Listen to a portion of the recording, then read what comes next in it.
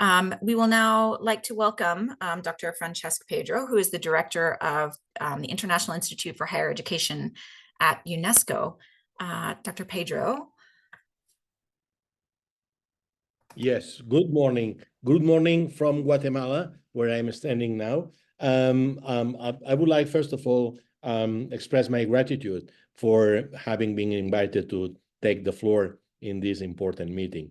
Our institute and UNESCO has not yet developed a clear policy when it comes to English as a medium of instruction in Latin America or in the global South. So what I'm going to do is to share some thoughts based on the experience that we have, in a way, accumulated in our search for good practices in different universities, particularly in Latin America. And if you allow me, well, first of all, I know that this is an ambience, an atmosphere where all of you, even those who are not native speakers, well, master the English. That's not my case, so I really beg your pardon. But I wanted to start maybe by sharing a personal story that in some respects, I believe, encapsulates the complex dynamics of language and learning in higher education, particularly when the use of a foreign language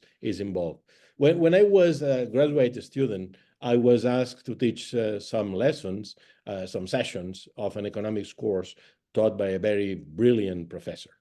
There was no denying of my mastery of the subject, I guess, because at that time I was young and I considered myself a walking, talking encyclopedia of economic theory. Of course, I mean, this lasted just a few months, but there was a catch. My heavy accent that I still keep and limited grasp of English often, I think, left students more puzzled than enlightened. And there is one particular case where I vividly remember one lecture where I was explaining the concept of opportunity cost. Well, that's what I thought, because due to my pronunciation, it sounded more like I was saying up a tree cost or something like that.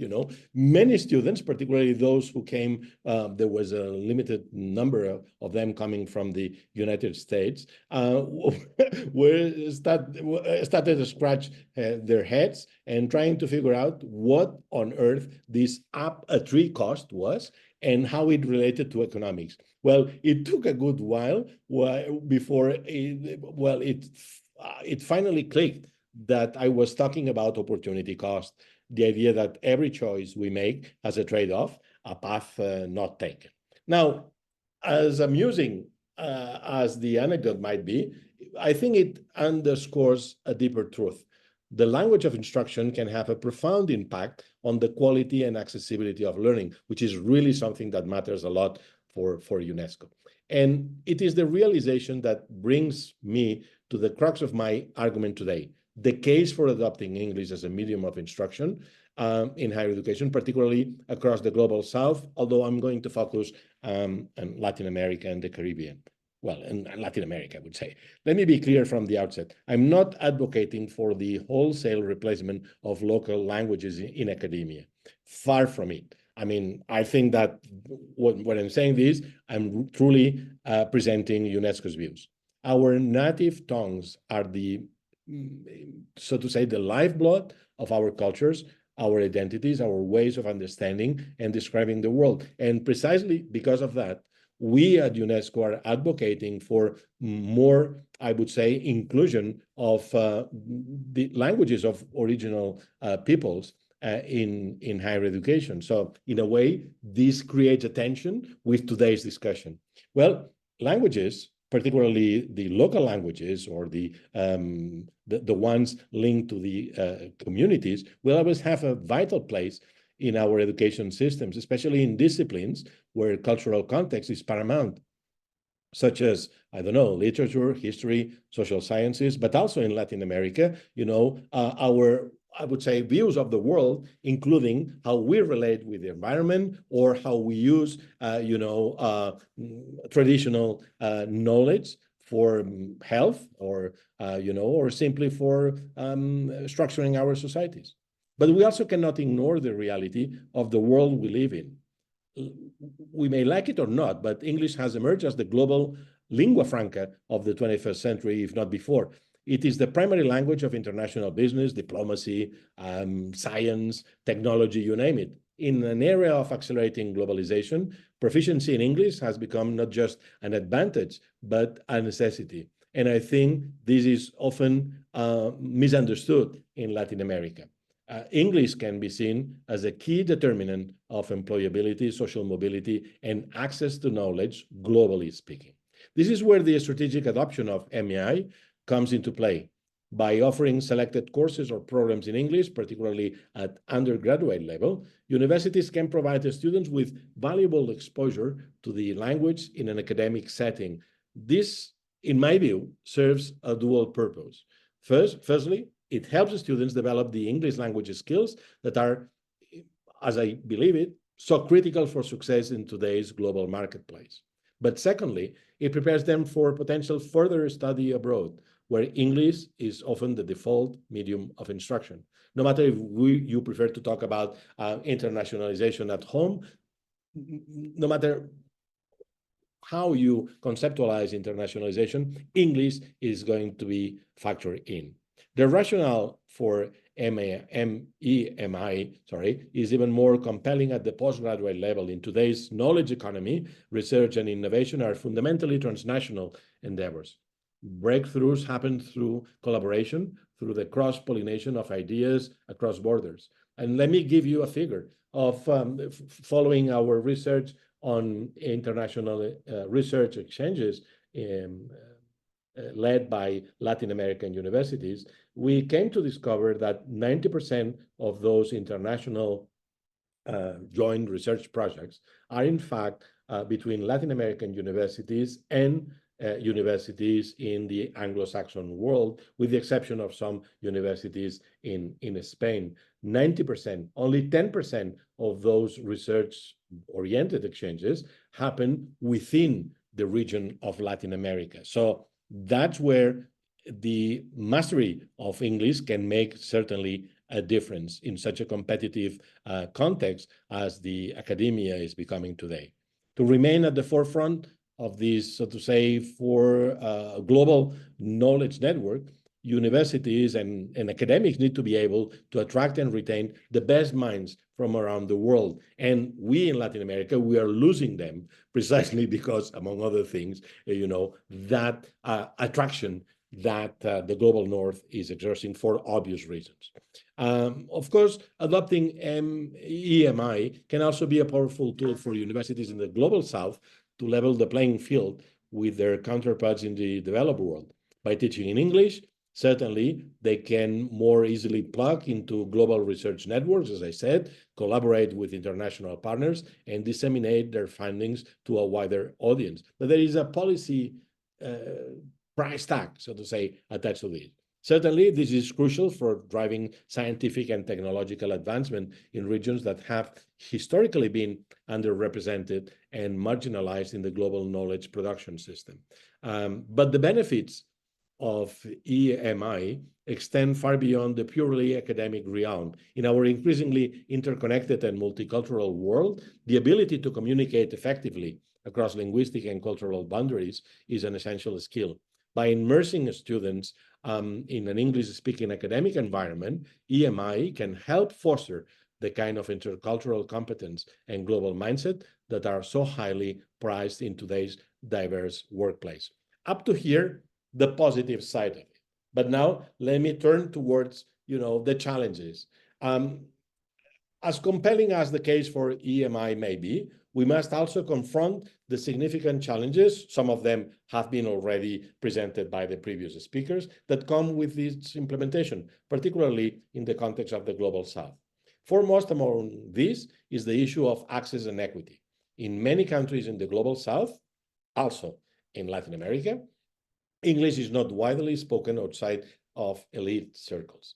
Mandating EMI across the board risks creating a two-tier system where students from privileged backgrounds who have had greater exposure to English are advantaged over those from less affluent, non-English speaking backgrounds. This can exacerbate existing social inequalities and undermine the inclusive mission of higher education. So this is why we need to develop, so to say, compensatory policies. There are also valid concerns about the potential impact of EMI on local languages and cultures, as I already elaborated before. Language is not just a neutral medium of communication. It is deeply intertwined with identity, worldviews, and ways of knowing. The uncritical adoption of English as the lingua franca of academia can lead to the marginalization of local languages and knowledge systems. It can create a hierarchy where knowledge produced in English is valued over that produced in native languages. Our institute, for instance, has an academic journal on higher education policies, and we are doing our best. We have been doing our best over the past 3 years to make sure that at least one of the articles is published in one of the languages that belong to the local communities. I mean, it hasn't been easy. Moreover, implementing EMI is a resource-intensive undertaking. It requires significant investment in faculty training, I think it has already been said, to ensure that instructors have the necessary language proficiency and pedagogical skills to effectively teach in English. It necessitates the development of tailored curricula and learning materials that are linguistically and culturally appropriate, and this is difficult to measure. It also demands robust language support services for students, particularly those coming from non-English speaking backgrounds, the majority in Latin America, to help them navigate the challenges of learning in a foreign language. These challenges are not, allow me to say, insurmountable, but they do require careful planning and mitigation strategies. Universities must approach the adoption of EMI not as a one-size-fits-all solution, but as a rather nuanced, context-specific endeavor, as it has already been said. This means conducting through needs assessments to determine which programs and levels are most appropriate for EMI, rather than imposing it across the board. It means investing in comprehensive faculty development programs to build the language and pedagogical capacities of instructors. It means developing bridging and support programs for students, especially those from disadvantaged backgrounds, to equip them with the language skills and academic literacies they need to succeed in such a rich environment. But who is going to pay for that? Who can afford paying for that?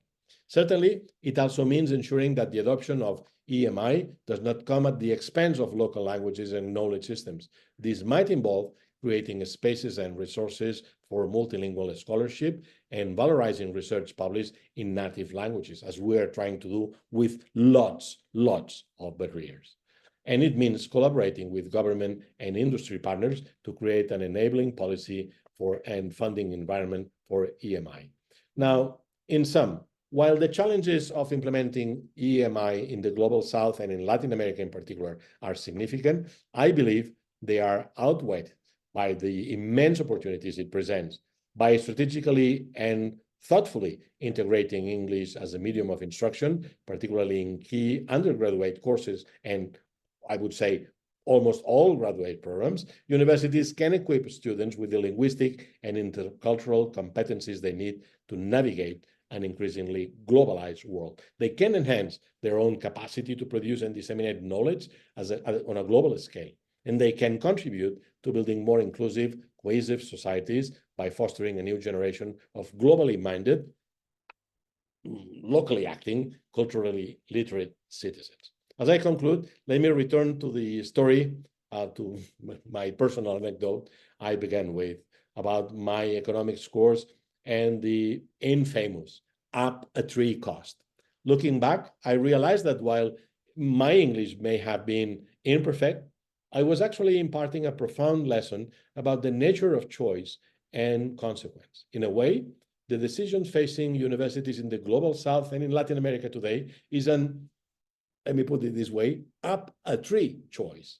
The path of EMI is not without its trade-offs and challenges, but in an increasingly interconnected world where English competency has become an economic and social imperative more than an asset, it may well be a cost worth bearing.